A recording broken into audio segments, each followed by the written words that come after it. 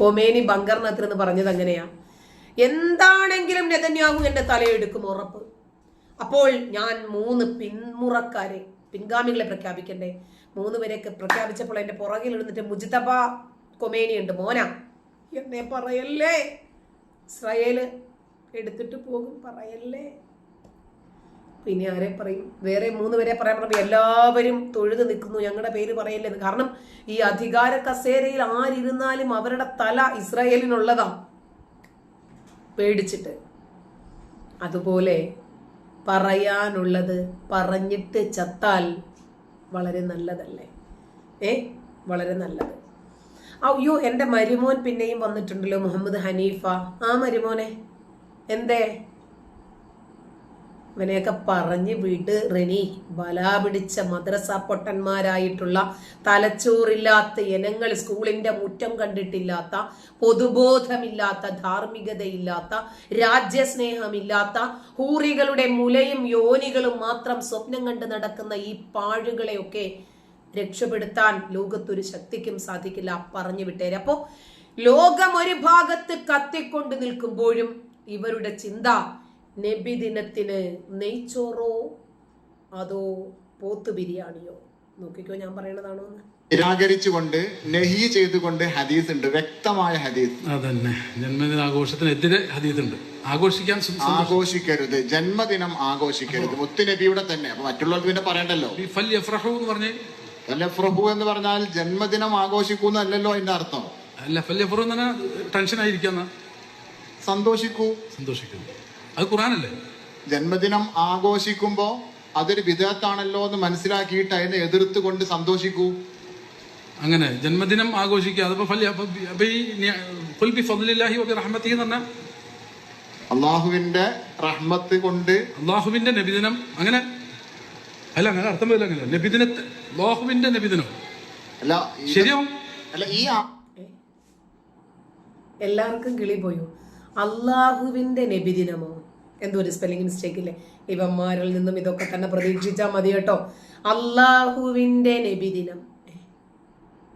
നിങ്ങൾക്ക് വല്ലതും തിരിഞ്ഞോ? ശരി, നോക്കി നോക്കാം.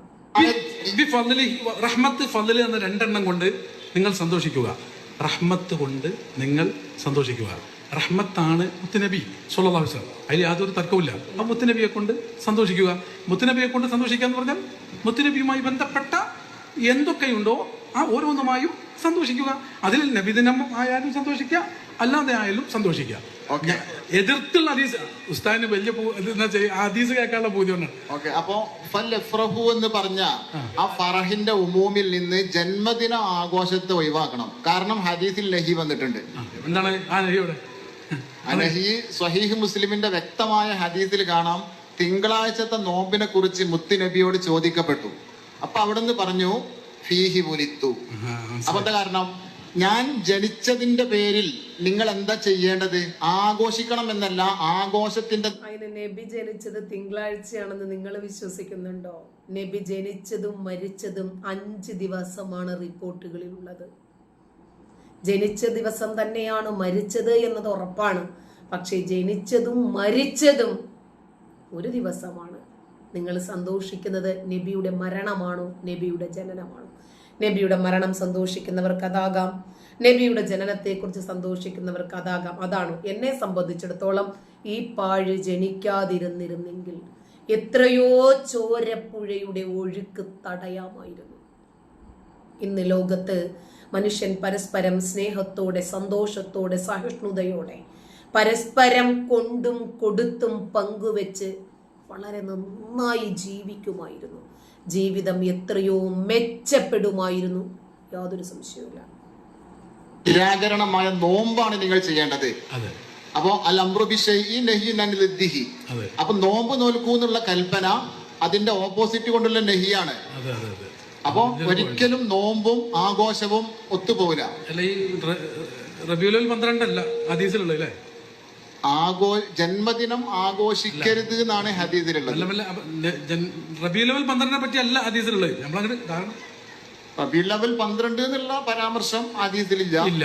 പിന്നുള്ളത് തിങ്കളാഴ്ചയെ കുറിച്ചുണ്ട്. അത് നബിദിനവുമായിട്ട് ബന്ധപ്പെട്ടതുകൊണ്ട് നബി ജനിച്ച ദിവസം, നബി സല്ലല്ലാഹു അലൈഹി വസല്ലം ജനിച്ച ദിവസം എന്ന നിലക്കാണല്ലോ. ഇവിടുത്തെ പ്രശ്നം ഇപ്പൊ ആഘോഷിക്കാൻ പാടില്ല എന്ന് ഇവിടുത്തെ കിട്ടി. ആഘോഷിക്കാൻ പാടില്ല എന്ന് കിട്ടിയത് നോമ്പ് നോൽക്കൂ എന്നുള്ള കൽപ്പന വന്നതുകൊണ്ട് എന്ന് പറഞ്ഞാല് അപ്പൊ കാരണം നോമ്പ് നോറ്റ പിന്നെ തൊപ്പിക്കാര് ലോക അവസാനം വരെ ചർച്ച ചെയ്തുകൊണ്ടിരിക്കുന്ന ഏക കാര്യം എന്താണെന്നറിയാമോ? നബിയുടെ ജന്മദിനം ആഘോഷിക്കണോ, ചരമദിനം ആഘോഷിക്കണോ? ശരി, നിങ്ങളുടെ ചർച്ചകൾ ഒരു വഴിക്ക് പോകട്ടെ, നമ്മുടെ വിഷയം അതല്ലല്ലോ. നമ്മള് പ്രവാചകന്റെ മരണ കാരണം ഇതിനെ കുറിച്ചിട്ടാണല്ലോ സംസാരിക്കുന്നത്. വലിയൊരു ഡിബേറ്റ് ഉണ്ട് കേട്ടോ. ഞാൻ കഴിഞ്ഞ ദിവസം അങ്ങനെ ഒരു ഡിബേറ്റ് കാണാനിടയായി. രസകരമായ ഒരു ഡിബേറ്റാണ്. ഈ ഡിബേറ്റിനകത്ത് വന്നു പെട്ടത് ഒരു പാഴാണ് കേട്ടോ. ഞാനുമായിട്ടൊക്കെ ഒരുപാട് സംസാരിച്ചിട്ട് അവസാനം റീച്ച് കിട്ടാൻ വേണ്ടിയിട്ട് കക്ഷി ഒരുപാട് വായി തോന്നുന്ന അതൊക്കെ പറഞ്ഞിട്ട് അവസാനം നമ്മുടെ ടൈം വേസ്റ്റ് ചെയ്യാൻ വയ്യാത്തത് കൊണ്ട് ഞാൻ ഒഴിഞ്ഞു പോയതാണ്. പറയേണ്ട രൂപത്തിലൊക്കെ പറഞ്ഞു. നമ്മൾ എത്ര പറഞ്ഞിട്ടും ഒരാൾക്ക് കാര്യം മനസ്സിലാകുന്നില്ലെങ്കിൽ അവിടെ നിന്ന് ഒഴിഞ്ഞു പോകുക എന്നത് നമ്മുടെ മാന്യതയാണ്. ശരി, പ്രവാചകന്റെ മരണമാണല്ലോ ഇവിടുത്തെ പ്രധാനപ്പെട്ട വിഷയം. പ്രവാചകൻ മരിച്ചത് വിഷം കഴിച്ചിട്ടാണ് എന്നതാണ് ഹദീസുകളിൽ നിന്നും നമുക്ക് പ്രബല പ്രമാണമായിട്ടുള്ള ഹദീസുകളിൽ നിന്നും നമുക്ക് മനസ്സിലായിട്ടുള്ളത്. ആ വിഷയത്തെ സംബന്ധിക്കുന്ന ഒരു ഡിബേറ്റാണ്. നമ്മുടെ പുന്നക്കലുമായിട്ടാണ് കേട്ടോ. പുന്നക്കലാണ് ഡിബേറ്റ് കണ്ടക്ട് ചെയ്യുന്നത്.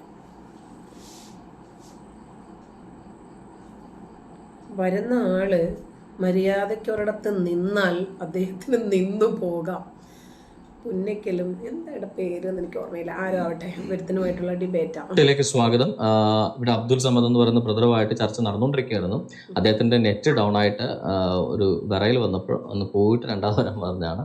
അദ്ദേഹം പിന്നെ വന്നില്ല. അതുകൊണ്ടാണ് താങ്കൾക്ക് ഇപ്പോൾ പെട്ടെന്ന് വരാൻ പറ്റുക. അദ്ദേഹം എങ്ങാനും വന്നാൽ ആ ചർച്ച തുടരാൻ ഞങ്ങളെ അനുവദിക്കണം. ഓക്കെ, പറഞ്ഞോളൂ. അല്ല, ഞാൻ നിങ്ങൾ പറഞ്ഞ വിഷയത്തിൽ തന്നെയാണ്. എനിക്ക് ഒരുപാട് ടൈമൊന്നും വേണ്ട. ഞാൻ ഒന്ന് രണ്ട് കാര്യങ്ങൾ ചോദിച്ചിട്ട് നമുക്ക് ആ വിഷയത്തിലേക്ക് കിടക്കാം. നിങ്ങൾ ആ പറഞ്ഞ ഖുർആൻ വചനത്തിലേക്ക്. അതായത് എനിക്ക് ആദ്യം പറയാനുള്ളത്, പ്രവാചകന്റെ 13 വർഷത്തെ മക്ക കാലഘട്ടം, ആ കാലഘട്ടത്തിൽ നമുക്ക് എല്ലാവർക്കും അറിയുന്നത് പോലെ നിരവധി പീഡനങ്ങൾ, ഒരുപാട് അനുചരന്മാർ വധിക്കപ്പെട്ടു. ഈ സമയത്തെല്ലാം ഇത്തരം പീഡനങ്ങളെല്ലാം ഏറ്റുവാങ്ങുന്ന ആ സമയത്ത് പ്രവാചകൻ ആരെയെങ്കിലും ഒന്ന് മുഖത്തൊന്ന് തേമ്പുകയോ അല്ലെങ്കിൽ ഒന്ന് അടിക്കുകയോ ചെയ്യുന്ന ഒരു ചരിത്രം നിങ്ങൾ എന്നെ കാണിച്ചു തന്നു കഴിഞ്ഞാൽ ഞാൻ ഇസ്ലാം ഉപേക്ഷിക്കാം. ഇതൊരു വെല്ലുവിളിയാണ്. 13 വർഷം ചെറിയ കാലഘട്ടമല്ല. കാരണം പ്രവാചകന്റെ അനുചരന്മാർ വന്നിട്ട് പറയുന്നുണ്ട്, അല്ലയോ പ്രവാചകരെ, നമ്മൾ ശക്തരായി, എന്തുകൊണ്ടാണ് പ്രതികരിക്കാത്തത്, എന്തുകൊണ്ടാണ് തിരിച്ചടിക്കാത്തത്?